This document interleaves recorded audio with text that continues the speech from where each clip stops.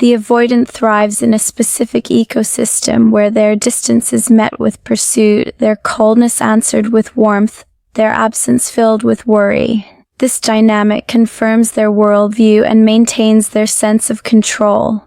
But when they perceive that someone has genuinely found peace, when the chasing stops and is replaced with authentic contentment, something inside them destabilizes. The avoidant cannot tolerate the idea that someone moved on emotionally while they believed they still held all the power.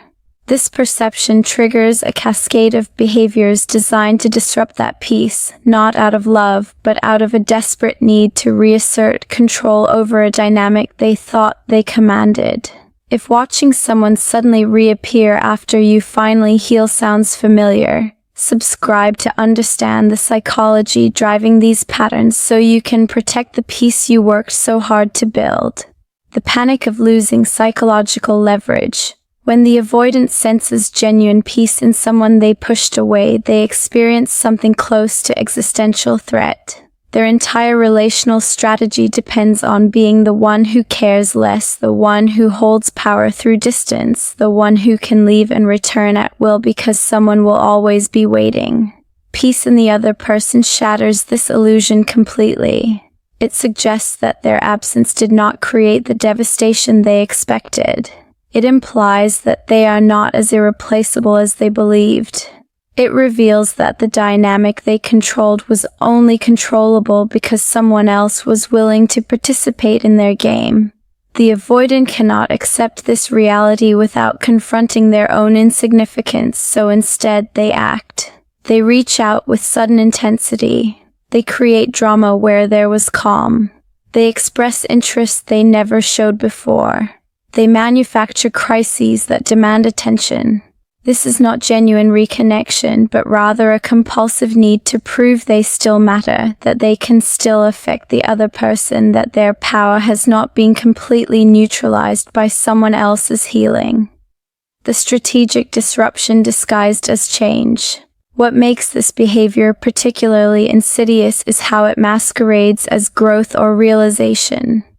The avoidant does not present their disruption as manipulation, they frame it as sudden clarity, as finally recognizing what they lost, as being ready for what they could not handle before. They speak the language of transformation while engaging in the same pattern of control they always enacted. The timing is not coincidental. They did not suddenly change. They simply cannot tolerate the loss of centrality in someone else's emotional world. The peace that person found represents a threat to the avoidance narrative where they are always the prize, always the one being pursued, always the one with options. So they disrupt. They reappear with confessions of regret. They create situations that force engagement. They offer just enough vulnerability to reignite hope while maintaining just enough distance to avoid actual commitment. This is not love returning.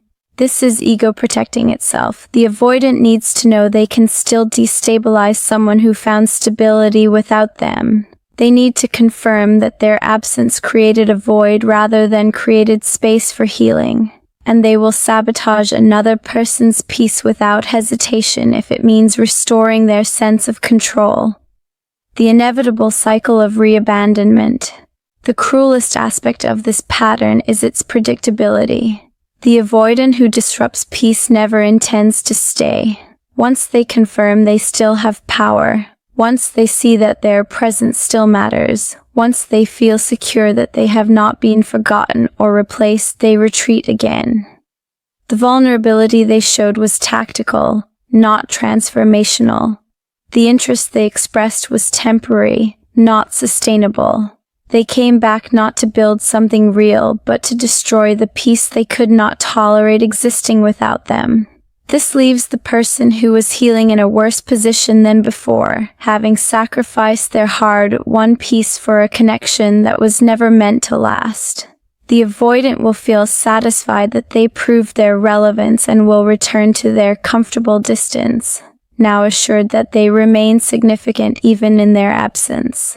Understanding this pattern means recognizing that genuine peace is not just an internal state, but a boundary that must be protected. The avoidant who cannot tolerate your peace is revealing their true motivation, not love, not regret, not growth, but the desperate need to remain central in a story they refuse to actually participate in.